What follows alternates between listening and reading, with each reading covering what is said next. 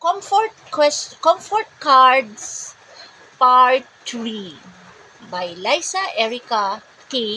Kemhit. Okay?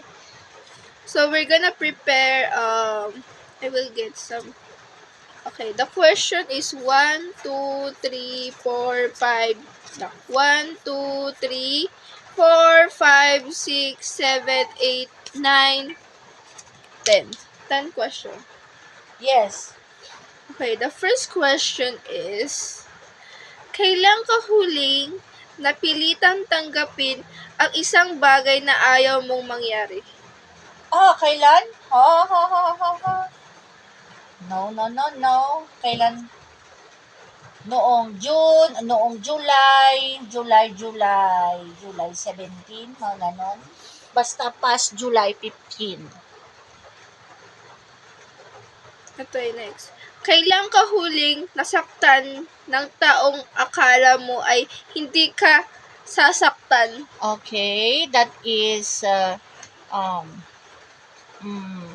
March 21, 2000, 2011.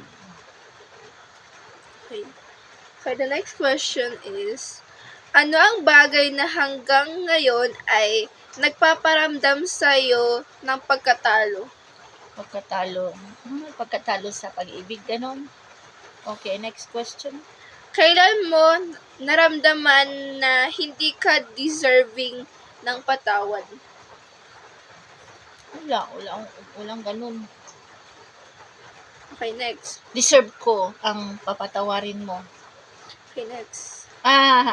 Oo, deserve ko na mapapatawad. Hindi ko sinasadyang mga kamalian ko. Deserve ko naman sigurong patawarin ako ng mga taong nagsakripisyo para sa akin. Ay, thank you. My sisters, thank you.